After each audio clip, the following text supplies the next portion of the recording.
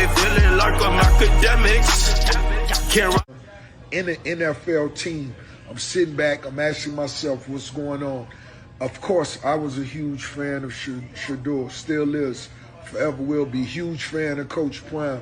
Energy, positive, drive. What are we afraid of here, NFL? I just want to know, me possibly being a small percentage owner in the future, what's going on here? What's going on? Like, just, y'all DM me what y'all think going on. Is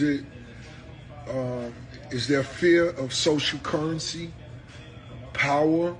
Is it, do they fear the connection from college to the NFL and the possible influence? Me being a business owner, I'm looking at it from both sides. As if I was an owner, back to this draft, me wanting to one day possibly be a... What is this? What would an owner fear? Would it be the possible influence of Coach Prime being the greatest coach in college, then possibly being the agent and father of possibly maybe one day the greatest quarterback in the NFL? What is it? I just want to know, and I'm looking at it from different sides. Should he have still been undrafted in the 5th round? Of course not. Stop. He'll sell more Nike socks than those other people, y'all. Stop.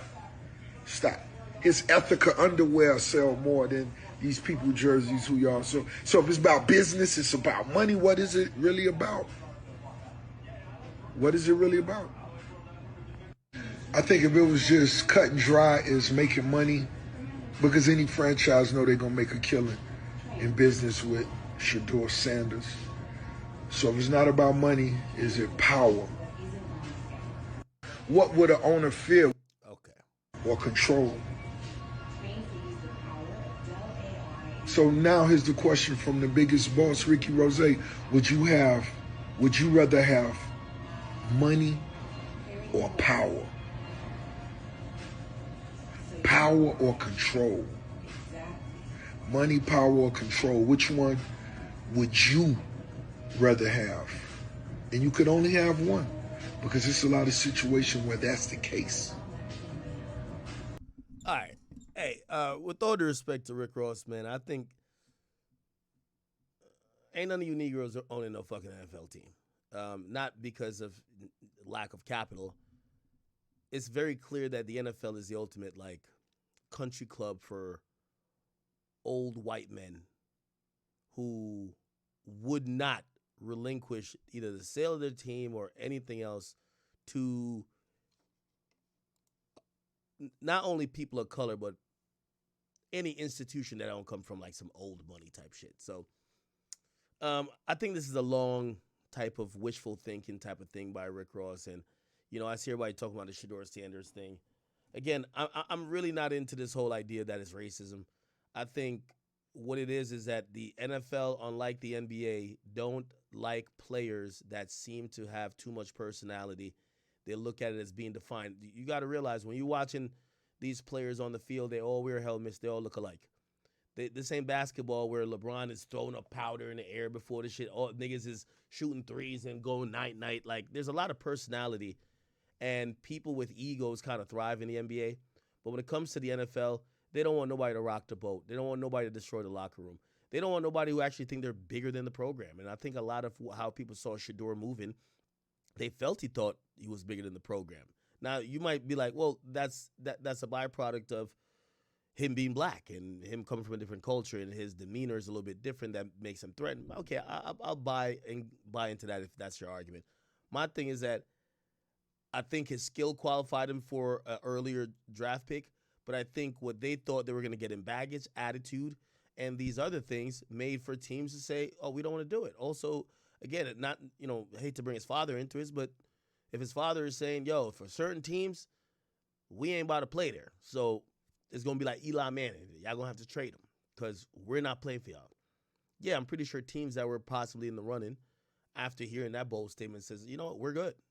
We're good. You know what I'm saying? Anyway. Congratulations to Shedeur.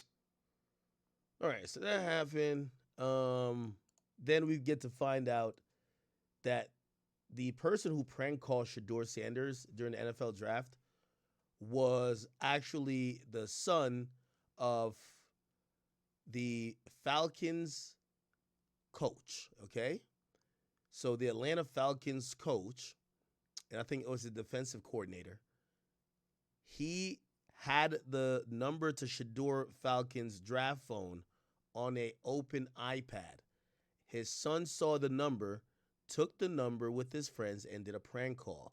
This is what culminated with that. Let me just play both videos side by side that you guys can see. It happened like this. Here we go.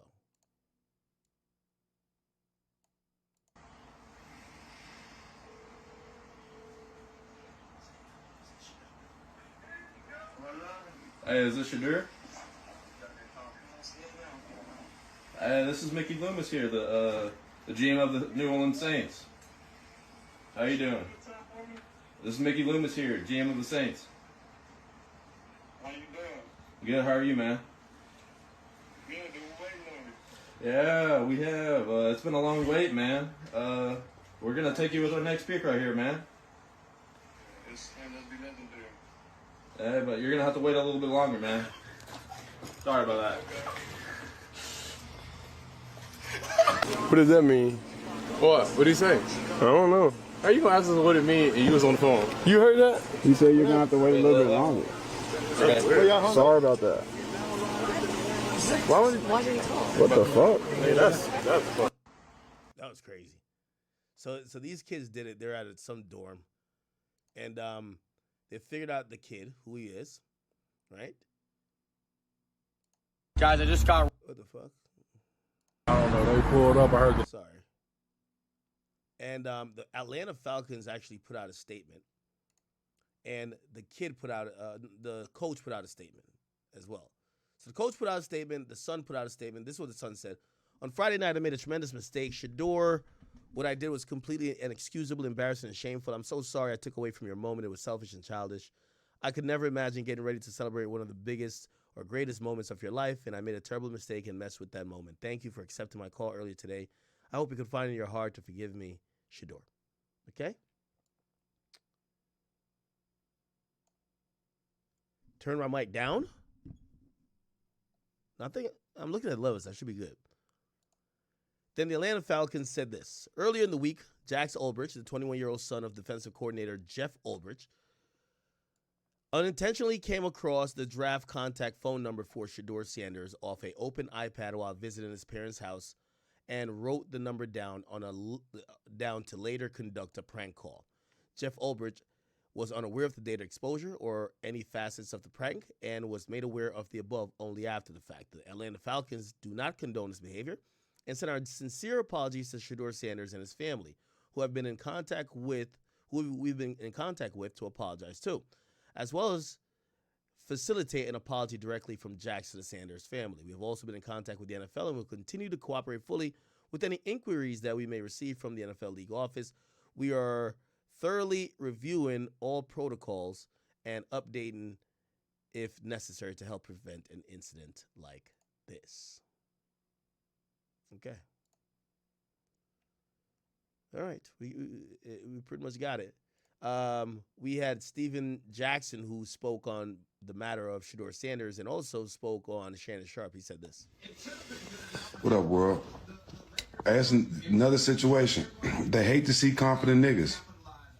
When you black and you confident, you know where you come from, you know who you are, you know what you can do, and you don't need nobody to pat you on the back to give you the confidence. They hate it. They hate it. Even our own people. Our own people be ready to kick us when we down. Shannon going through a little something, and I don't know what's going on, but look how many of y'all happy to see Shannon go through something. I'm praying for all my brothers out here, man, because we all got a wave to catch. It's enough for all of us out here, but it's not surprising to see how many of us can't wait to see one of us go through something.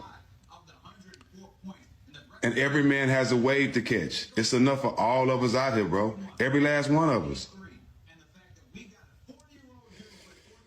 Don't try to kick somebody when they're going through something, man. Every man has a wave to catch. You just got to wait on God. Facts. What up, world? Okay. It's a valid point.